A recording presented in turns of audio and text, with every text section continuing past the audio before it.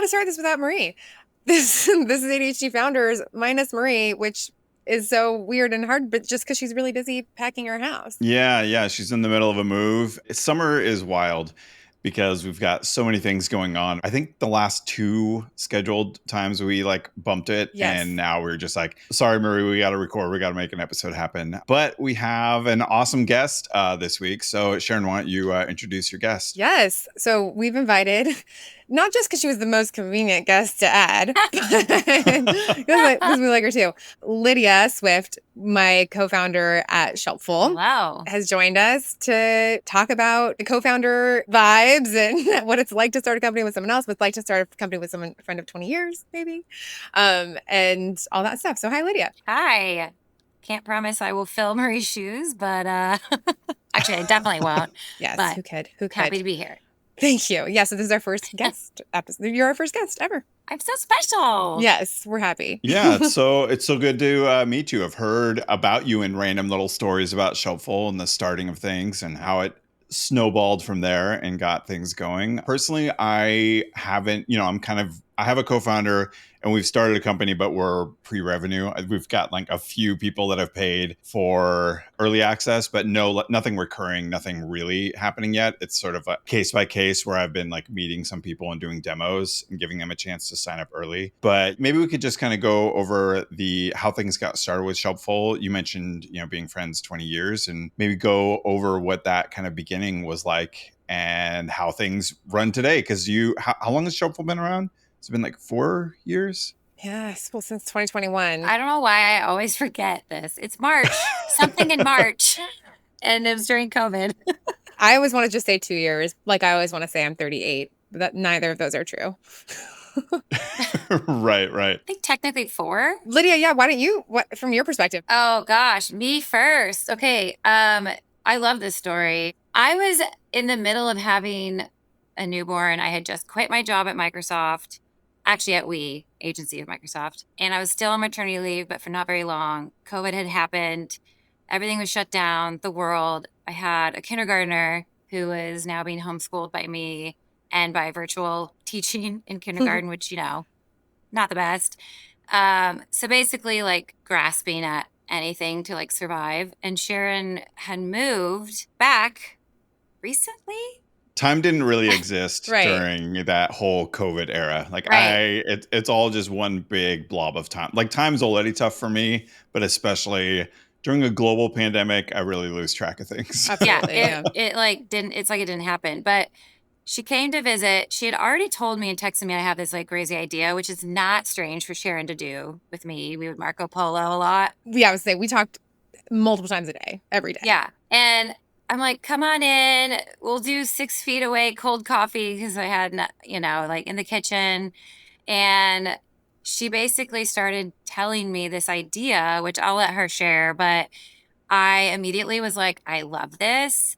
I am I love this kind of gal. But I really did like feel really similar about this idea and this concept of like people needing an extra nudge, people needing someone else that's not a family member or a friend to check on them in the day-to-day because it's just so hard. And at that time, right, like we were all like majorly struggling. I kind of like to say that I pushed Sharon off the cliff of this like venture, like, yes, do it. Pushed her. And then she was like, well, you're coming. And she like pulled me like last minute off the cliff. And we just like deep dived, nose dived, not deep dived. And deep dived. And honestly, like what, a month? Maybe not even. We had a wait list up. A week and a half. A week and a half. Okay, so time. Band-aided this like concept of an MVP and had like an actual wait list that we had to put up because we were like, oh my gosh, we're only 2 people and we actually cannot fulfill these requests. We didn't sleep. We didn't shower. Right. Oh, well, that was kind of already happening. True. COVID. Babies, COVID. Yeah. I think that Lydia's definitely a standard hype girl. That is a reason. reason I like my friends with Lydia.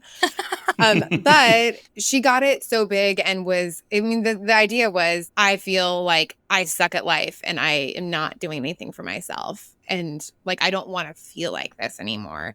And I'm not someone who doesn't have friends. I have good friends. I talk to Lydia multiple times a day. It's not like I don't have support in my life. I do. And I just moved back to Portland where all my family lives. Like, so I'm like, how could I have moved to a place that I have the most support after living in San Francisco away from family for years and then still feel like this?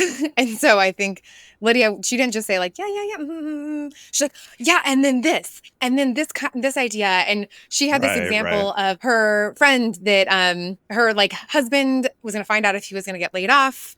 And she's like, yeah, like I put it in my calendar the day that he's going to figure out when he's going to get laid off because I want to check on her. I'm like, yes. Yeah. And because the whole point was like, we could start this with just us. We could be that person for other people. And then if it works, then we keep doing it.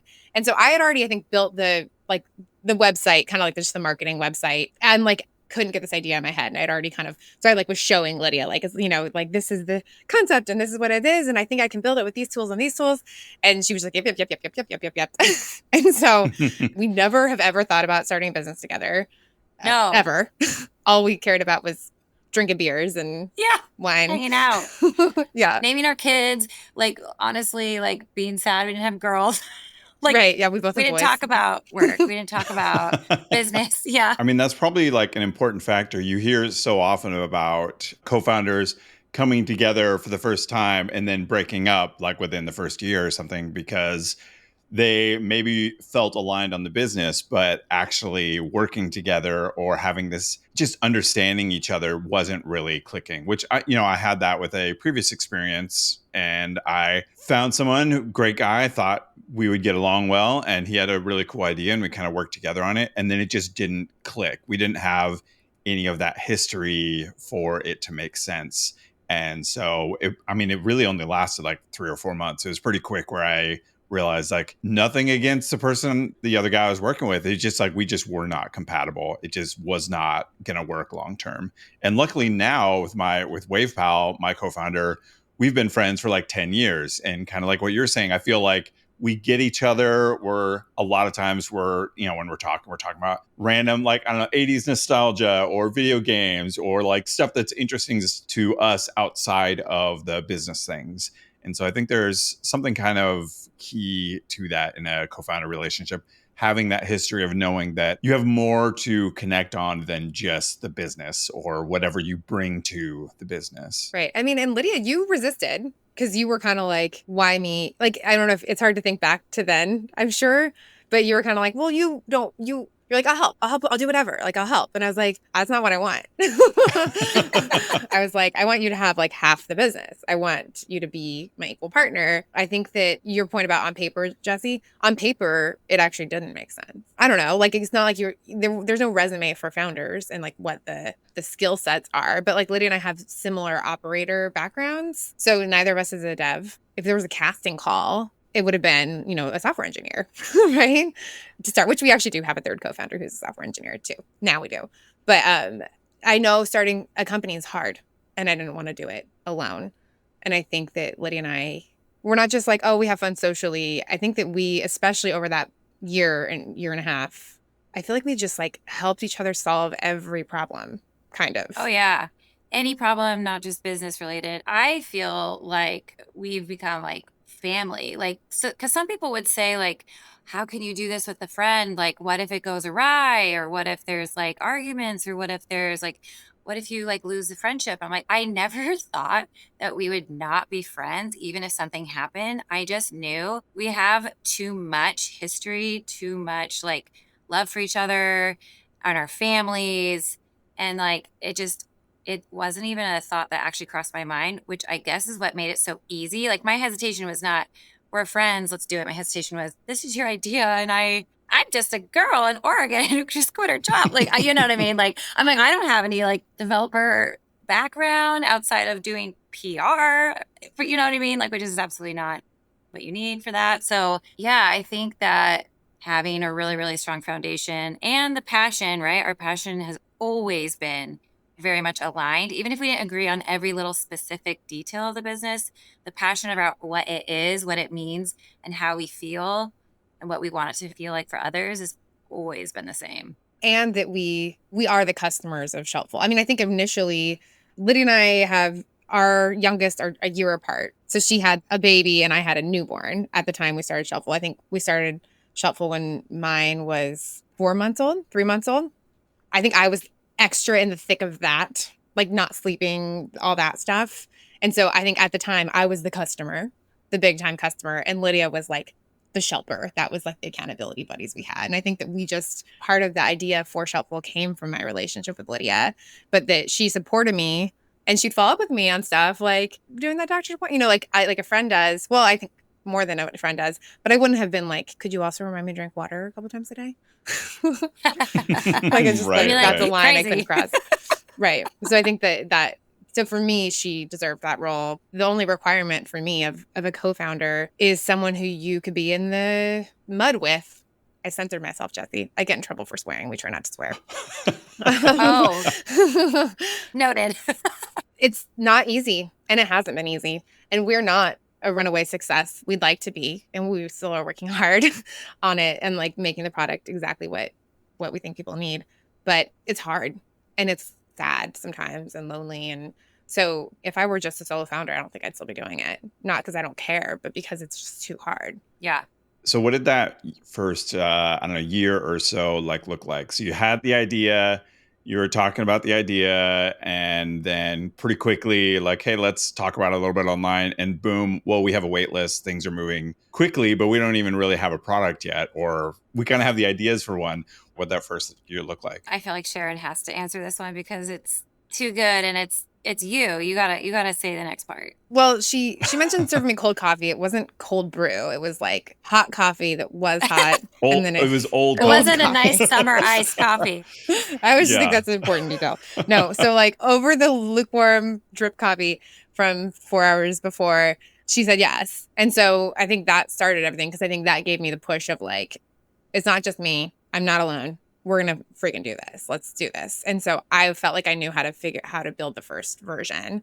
I think that you didn't have childcare because she had just quit her job and it was COVID. So I had childcare because I was at a full-time job at a startup that was kind of pivoting. So it was kind of okay for me to explore other things. So you had a job where you're getting paid, but you had a lot of available time. Yes, for experimentation. Situationally. Yes. And Yeah, it was like, nice. like they know that. You know? You weren't like that person recently that was discovered that they had taken like 200 jobs or something Oh like my that. Did you hear about gosh. that?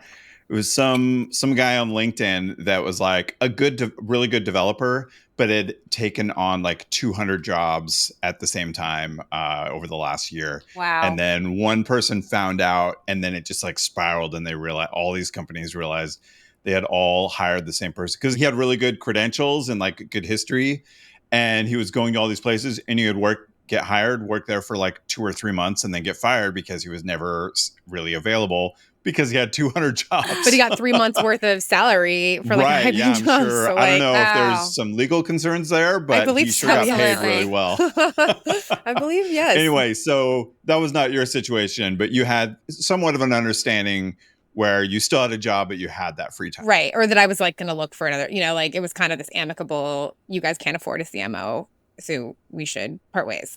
That's a great situation. We to could be in. talk. Yeah. It's like we could do a whole episode on like good and bad bosses. This was a very, very good founder and boss. Nice. And we tossed together an early version. I won't, as I've said, I'm not a developer, but I'm scrappy weirdo with all these like automation tools. He loves Zapier. I love Zapier. We used Zapier. we used like an existing CRM and basically made it so that someone could sign up, send them an initial welcome text message, and that was all we needed. Because then we would see that person signed up, and then we could go in and finish the rest. So our goal was to get one customer, like not a friend. We want to get a One real paying. customer. One Yeah. customer that would pay anything, like Yes. like $1. Yeah. Yeah. And so that's what we tried. So we just both kind of were just like posting on different Facebook groups. And then one of them like hit. And it like Actually, negatively though. yeah, they were critiquing some of it because I think the examples I'd given were like nutrition related examples, and people didn't vibe with that, but it was fine because it made the post work, and we were responding in the comments, both Lydia and I. And anyway, a lot of people signed up. I mean, enough that we were like, we can't, because we're going to text support these people, like help them with their goals and stuff. And we didn't have a plan for it. We didn't make a plan. We realized right when people signed up, we're like, well, we can't call ourselves our names because we were just on Facebook. So let's make up our names. You'll be this name and I'll be that name. And we just, or no, we just didn't even discuss it. We just did it. And so I think that it was very exciting, like 48 hours. And then at the end of it, people paid. Like it was we did like a trial. The person that critiqued us the most on Facebook, she was our first paying customer and probably the most loyal after that, which was just hilarious. I actually I love that. I love that whole thing about that. Right. Because her contention was, I think that she needed it a lot, but she didn't relate to the examples I gave. She's like, why are you talking about nutrition? And actually, that's kind of what happened was everyone's like, well, I need this. Like what the service you're describing, I need this because I have ADHD and I can't remember taking medicine. So I need it for medicine. Well, I have ADHD and I need it for this. And so people were saying that in the comments and they were saying it in their sign up form, like this kind of anything you need to know. And we're like, all right. And they were basically repeating my reasons for needing this service back to me under the lens of I have ADHD. And I've talked about this on the podcast before, but I've been told by 2 different doctors in my life that I didn't have ADHD because I was too successful. I guess it's just the faster way to say it. Can't have good grades and I have ADHD, little girl. And so I had, that was kind of like a Hollywood movie moment. And I was like talking to Lydia, I was like, in college, I thought I had ADHD. My brother has ADHD. And I was like, I like couldn't form words. And right. So like, we like to say our customers diagnosed me with ADHD. Yeah. I think that kind of just became our focus market from there on out. And I obviously then went with my big girl pants on and got myself an ADHD diagnosis because I felt I think I just felt wronged by the medical system. So I felt like the advocacy sprung up in me. There's all these people who are underserved because they need a service like this one that I like. How are we saying that, Lydia? Like the problem I was solving was ADHD. Right. And I didn't know it. And so once that clicked together for me, I was like, I needed that affirmed for me because it was then so clear to me. So that kind of connected all that together. It sounds sort of similar to Marie. I think she knew she had ADHD when she started Llama Life, but she was just building a tool for herself and then kind of found all these people that also wanted it. That, oh, hey, it sure seems like almost all of them are saying that they have ADHD. Yes. Right. And now she kind of, she really ended up leaning into that. So I think it's even possibly in the title for like the app. Yeah, it is. And we have it in our upcoming app. It's in our title too, because it's kind of, you can't ignore the person pounding on your door. Right. And we just want to make sure we're reaching them because we kind of accidentally found them. Yeah. This community. And then kind of quickly divided up roles and just started working away and trying to just like get more customers and keep them. And then I got a call from Sam Altman because he heard from a friend that we started this. And that's kind of what we had put some of our own money in to try to just get things going. But obviously that really changed the trajectory of the company and is the biggest reason we're probably still alive. I guess friendship too. But well, and like the reason we've been able to pivot so many times and take a lot of the learnings and then grow from there and evolve from there. I don't think that's like very possible for most. They don't have the funds to do that. Yeah, because I mean that's definitely that's a struggle I have with WavePal right now, where it's something I want to be able to put more time into, and it's hard to balance that because I don't have a job. And I'm seeing where, the funds that are dwindling and not being available. And it's hard to justify putting the time into the thing that isn't really bringing in money right now. And so I'm constantly having to make these decisions where I'm like, I feel of all the things I have that, Lydia, you don't know, but I'm like, in addition to kind of doing WavePal, which is like an app that I'm building with my co-founder, I do a bunch of content on ADHD. I recently launched a course and I have a community, paid newsletter, like all these different things like that. So I have all these little like pieces that bring in some revenue that I'm kind of currently in the process of trying to make it all be full-time equivalent because I was laid off from my developer job earlier this year. And so I'm trying to make all these decisions. And I look at WavePal as, I feel like it's the biggest opportunity long term, that it could and hopefully should be the source that is able to become kind of full-time income. But it's just so hard to justify because it makes like Yeah. almost nothing compared to everything else right now. And Right. so there is that, just trying to figure out the balance of balancing the time and the energy and the income and all of those things. So that's an amazing gift that you were able to get early on, to be Oh, able to yeah. focus heavily like that, Yep. which is awesome. Beyond lucky. I'm just hoping Sam gives me a call sometime soon. I don't know him at all. No past relationship, so probably not. This is also like before He's a little ChatGPT had busy fully these taken off, days. so I don't know. Yeah, it was before ChatGPT had. Yeah. I mean, Yeah. It wasn't before OpenAI, but it was before they launched ChatGPT. Not that he wasn't Yeah. really busy, obviously, but yeah, I'm lucky. Right. I mean, I've said it in the podcast before. It wasn't random. I used to work with him, that kind of thing. How far in were you when that happened? Really early, like really Yeah. early. a month and a half or Oh, something. wow. Maybe. So like almost too early that it was like, you're damn. Like, it Yeah. was Like we were like, Right. what do we do? like I was like, I don't have a deck. I don't we weren't trying to raise money yet. We were trying to like proof Yeah, of yeah. concept still. And then Lydia didn't answer her phone when I tried to call her after Sam called me. I Oh was my like gosh. calling and texting her. I mean, like, imagine that happened. Yeah. And then, Lydia, What was I doing? I think I I was don't putting know. Miles down for a nap or something. no, I think it was possibly undiagnosed ADHD. Which is something we talk about a lot. Actually, now the joke is like, anytime there's something urgent that she needs, I literally don't answer my phone. Not on purpose, but that's You've just what gotten better. happens. You've gotten better. I feel like I've been working on that.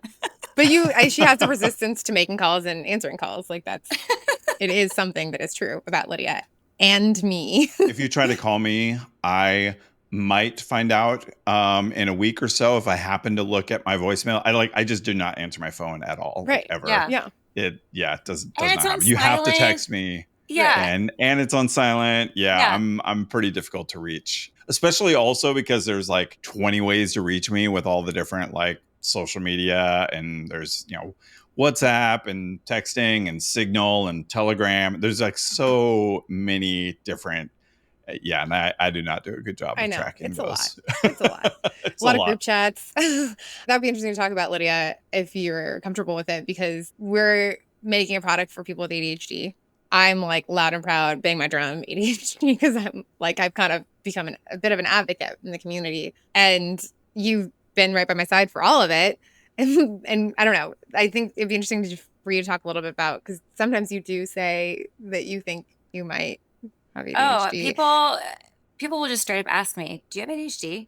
And I'm like, the reason you're asking me this makes me wonder if you also have it and if you're relating with things that you're seeing from me. So yeah, I get asked all the time, like, you have to have ADHD.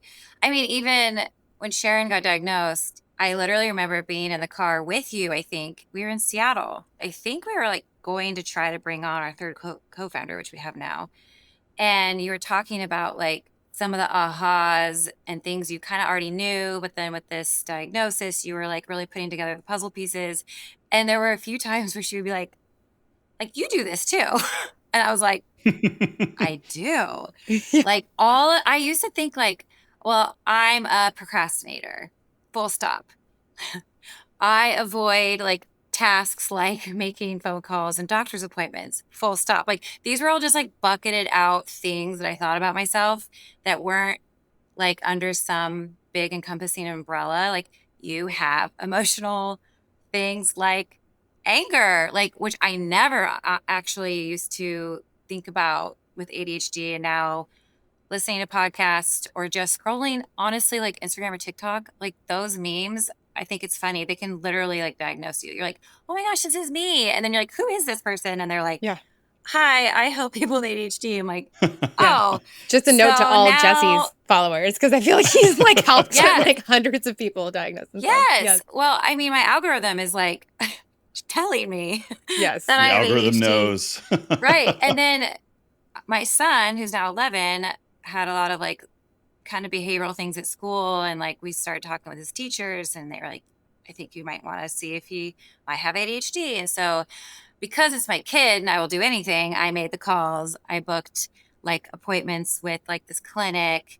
I jumped through hoops. And how much of a wait time was it for the clinic? 3 like months. 4 months, 3 months. Yeah. Yeah. And and then that process was like grueling. And it was like, a week where I had to take him and he was there all day. And then the debrief was like big. And then they told me, they're like, that like ADHD is often like hereditary. And I think they even said like on the mom's side. And I was like, what?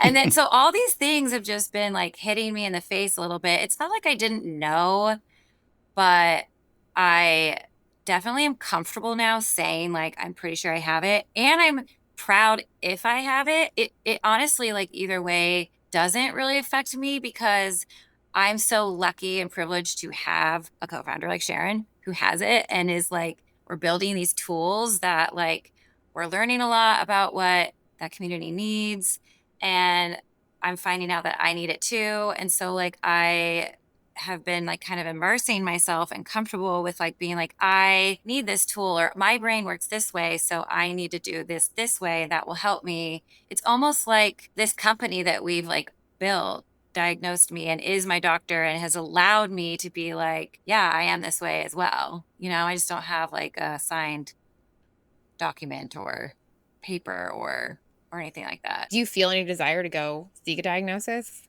This is something people ask Jesse about a lot too. Okay, I will tell you this. This is actually interesting. Maybe you guys have ran into this before. When I went to my doctor and I was talking to her about my son, I said, I think that I have shown a lot of like similar traits, and I think I might want to explore getting diagnosed at one point. And she basically, in so many words, said, that's a very overdiagnosed thing. And kind of like, it wasn't great. I was like, okay.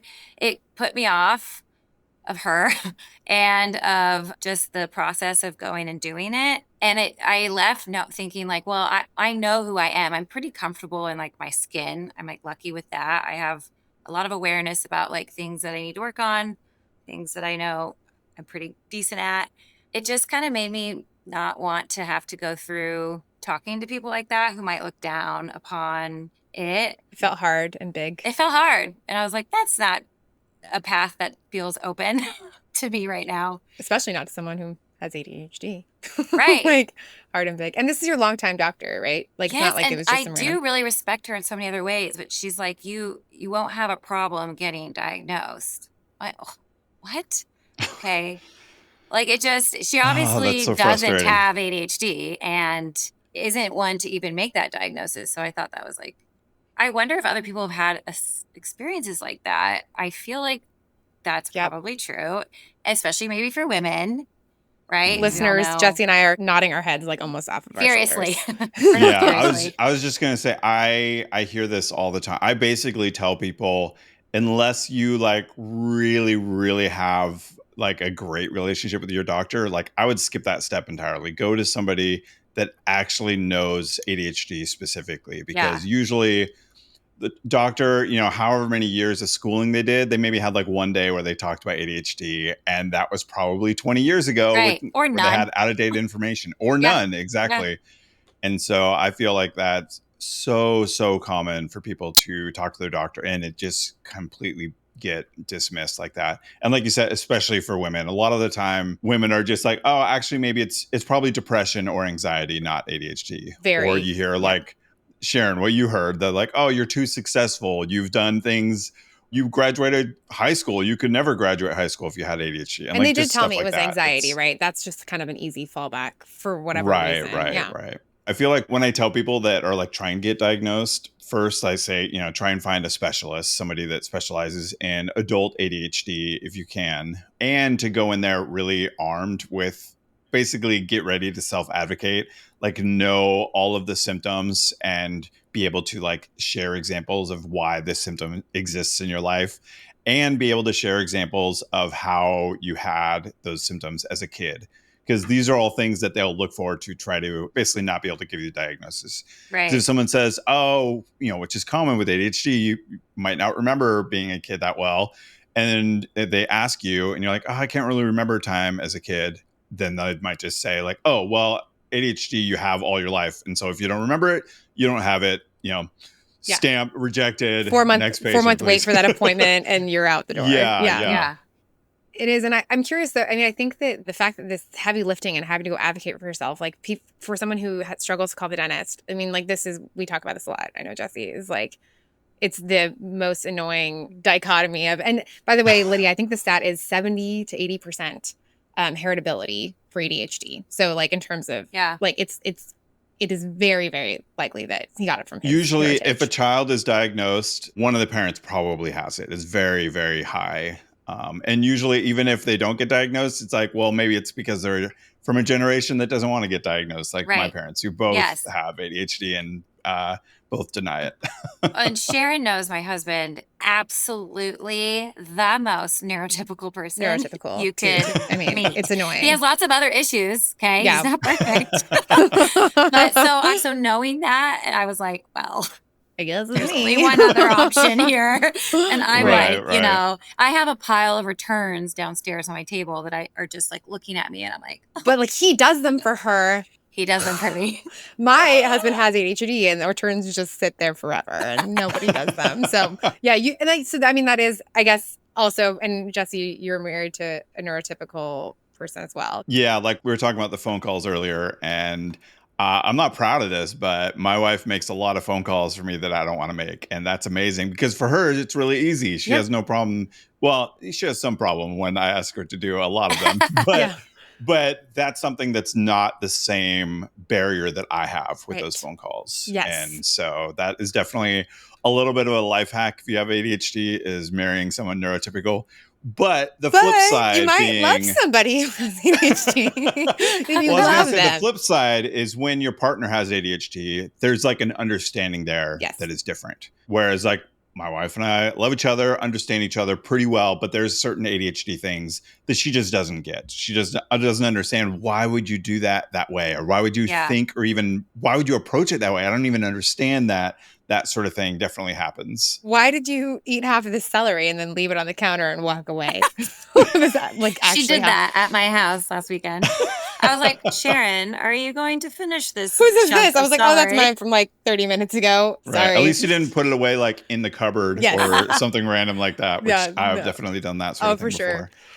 So Lydia, I am also curious, like, I think that I know a little bit about this from you, but even hearing everything that Jesse has just said and all that, I mean, I still feel like you kind of are at this place where you're like resourcing it. I don't think you're not like against getting diagnosed or seeking a diagnosis, but like, can you describe? Because I think there's a lot of people like you in this sense, and I wonder if you could put it to words a little bit. This in between state. Yeah, the word I keep going back to when I think about myself is like the squishy middle, because like I feel really strongly that I do have it. I resonate with almost everything that I consume content-wise around ADHD.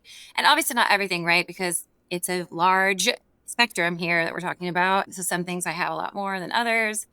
And I think like I do have a really big struggle with like the doctor appointment making and even going, that just like that being already such a hard thing. It's not just like a dentist appointment, which honestly is still very hard, which is like once a year, once every 6 months, and you go and they do it. This is like so many more hoops, so much more waiting, forms, and like the self-advocating part, I think also is really hard. It's not that I don't want to advocate for myself or I don't want to get diagnosed. I don't want to put myself through like, I felt a lot of shame and like kind of imposter syndrome when I was in that doctor's office and she told me like, oh, it's going to be easy to get diagnosed. Like it made me be like, maybe I shouldn't do this. So like she's kind of trying to call you out or something. Even though I know now that I sit back, it's been a few years and like really think about, like to Jesse's point, I shouldn't have even asked her. She's great, but she's a pediatrician, general practitioner, like it's not any specialist. Yeah. Right. I think, you've also mentioned though that you kind of almost self-treat in terms of lifestyle stuff, right? Absolutely. Like I will take hacks and strategies and tips from like, I will read Jesse's book. Like I've read other books. I listen to podcasts. I actually just listened to a podcast today, like Women with ADHD, I think and they were talking about like why women are so late diagnosed, like that type of topic. And I like immediately am resonating with it. Like I actually live my life thinking that I have ADHD and acting accordingly. I do think the hardest part though of that and not getting diagnosed yet is that like at home even or with like friends and family who are neurotypical, even just today, here's a scenario. I was trying to be really helpful with my husband and I'd said, I'm going to actually try to take these returns myself. But they are all in different places, like USPS, UPS, FedEx. And I was like, my brain, this is just like, and he was like, why can't you just schedule some time to go do it? And I was like, I think this is like the ADHD. And he was like, you don't even know if you have ADHD. And I'm like, I know I have it. I Right. do need Yeah. a doctor's note. Like it feels like I have to bring a doctor's note to have people who are neurotypical or don't struggle with the same type of things, like believe me. That's the thing that for me was what was most helpful for me in getting diagnosed was that not as much of like in those argument moments, but kind of just generally getting that word out to my friend group of like, I might do this stuff occasionally and it's not because I don't love you. It's because I have this thing and this is how my brain works. And actually understanding, be able to explain like the chemical reactions in the brain and how it's very not personal. Or that at a friend weekend, I will happily cook. I love cooking. I like will accidentally not clean. Like it's not that I'm don't think that it's important. Like I think that just being able to give voice to my brain function, I think and just get a little bit of grace has been helpful for me. And obviously like you've been on the receiving end of it, Lydia, in terms of like me talking about that. I guess I would say too, though, like I don't shy away from saying to people like what I normally will do or don't do. Like, so I don't think what you're saying is definitely something that I also say to people. I just don't have the confidence, I think, because I can't put a full stop period at the end of I have ADHD. So I feel like that's like the biggest hurdle to really knowing deep down and feeling like you resonate so deeply with this. Like it's not like with these traits. Disorder, And I mean it's then called, but we don't love that. I think that, I mean, but it is. It this is. I mean, I think magic that ability. yeah, but it's Yeah. not. It actually makes life hard. It is a Yeah, disorder. It's a disability.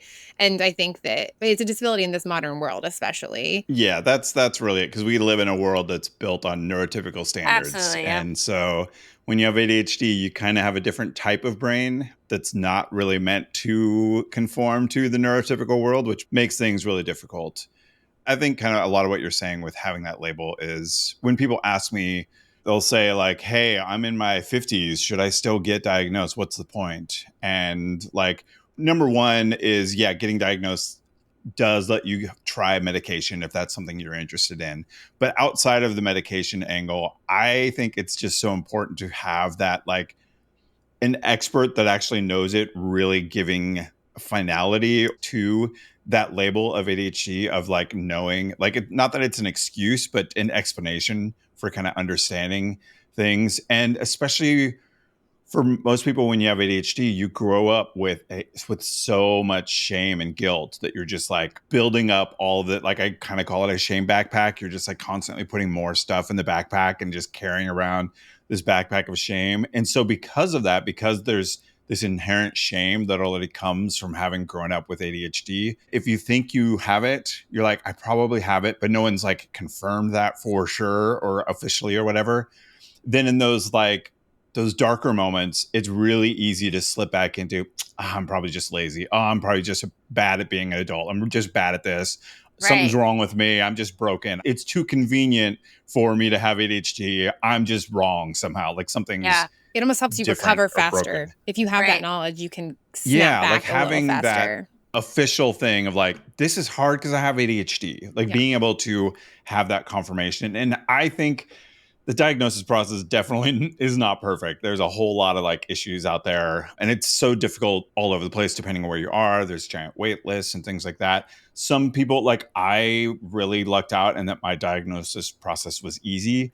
And part of it was I was seeing a counselor that couldn't diagnose, but she helped me understand how to work with my ADHD. This was like 10 years ago. After working with her for a year, she was able to refer me to somebody else because at that point I was like, well, maybe I'll try medication. And so she referred me to someone else.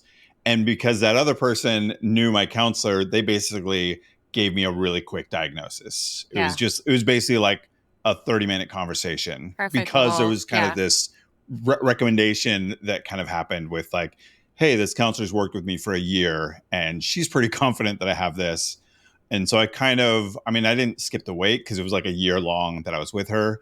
And I've heard that from other people. There's like online diagnosis that sometimes can be much easier than it sounds like you went with for your child. Right. I think I've been diagnosed 3 times now because I've like tested a few of those different ones to see if I was going to. We're positive you have ADHD, Jess. Yeah. And even still, like me talking about kind of that the dark place where you're still carrying around the shame. Every single time I took some other alternative version of testing for ADHD, I was fearful that I was going to find out that maybe I don't have it. Yes. Oh my and gosh, I'm really really? just a terrible person. Yeah. Every time that feeling kind of came back. And this is after you have this giant community, like, because they're asking you because you're like an influencer. And I'm like talking all about it. Yeah. And there's just that internal fear of like, maybe I'm just a lazy jerk. Yeah. And that's really the explanation. Yeah.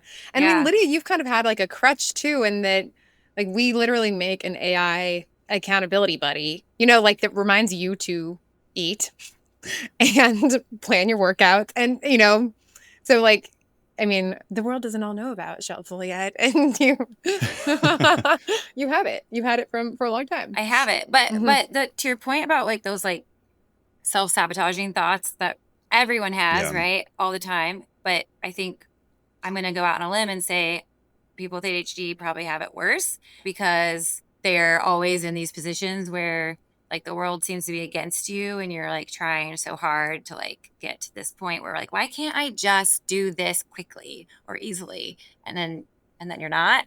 I think also though, I've worked a lot with like habits and like really thinking through self-sabotaging thoughts. So like I have been able to quiet some of that myself. But yeah, I think you're right. Like it would probably just be like even like a bigger release or like and relief almost like, okay, this isn't because I need to do better or try harder. Like, I mean, we can all do better and try harder, but that's a different topic.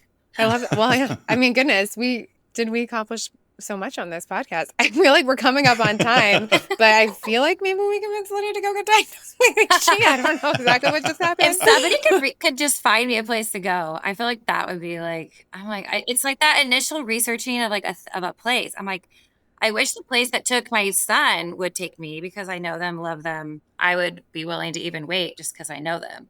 I use an online one as well. So like a psychiatrist, like it was actually a nurse practitioner psychiatrist, like with a psychiatry emphasis, who obviously works under psychiatry. The one I used went out of business. There's been some drama in this ADHD diagnosis. It wasn't the one with the legal situation, was it? Oh, the one that starts with a C? Yep. Oh, no. Oh, no. Well, I mean, it was fine. Wait, is it even valid? No, I'm just kidding. It wasn't an improper diagnosis. It was correct for me. Right. I mean, they had me try a lot of different, like multiple medications before I tried a stimulant. I don't take stimulants anymore, but I still have the diagnosis. Yeah. So I think that I'm sure. It's just the old coffee. Yes. But yeah, there are other ones out there, and for me, because I don't take medication anymore, I'm like on the other side of that. And it's just like, it was never about the medication for me or my husband who doesn't anymore. Like the identity, like being able to just feel a little bit. Yeah. And Jesse, you put it so well. Like there are definitely moments where I'm like beating myself up and I do tell myself I have ADHD. Like this is hard for me. I will think the birthday party's on Sunday and it was on Saturday and we miss it. Like that could happen to me. And it sucks, but it doesn't mean I'm a bad person. Like, I think I'm able to make that connection faster or at all. Cause I think just before my conclusion was that I sucked.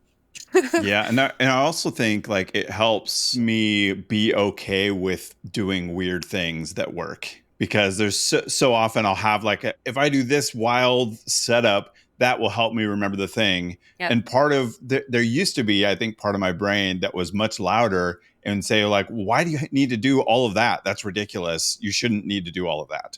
And now I can say like, no, I have ADHD. My brain works different. I do need to do these things and they work. So that's great. I found something that worked. It doesn't matter how it looks to someone else. It matters that it works with my brain. Yep. And really leaning into that. Something that I've noticed with you, Jesse, that is true for me too. Not only do I accept it, I'm like proud of it. Like I brag about figured it. this out. Yes. I'm like, I do this a really weird way. Listen up. And I think it's so great because it's like, I mean, I went 38 years trying to do it the way everyone else did it. And so like, once you realize your brain is different, you can actually start breaking rules and start actually rewriting them to work for you. And I just think that I don't know that I would have had that same freedom. I wait for Sharon to come up with these things. Yay. And then I watch her do it and I'm like, okay, I think I might try that. Yeah. Totally. Yeah. I think it can help too. Just, you can sometimes happen your way into systems that support you. And I mean, Jesse, I'm sure as a late diagnosis, you can relate to. I have been coming up with systems that work for me for a long time, but I hit my stride once I was diagnosed because I think I gave myself more permission to brag about it. It's really about that permission, giving yourself permission to do whatever is going to work for your brain and not worry about what it looks like or how other people are going to think about it. So this is a good place probably to wrap it up. So Lydia, thank you for being our guest. This has been awesome.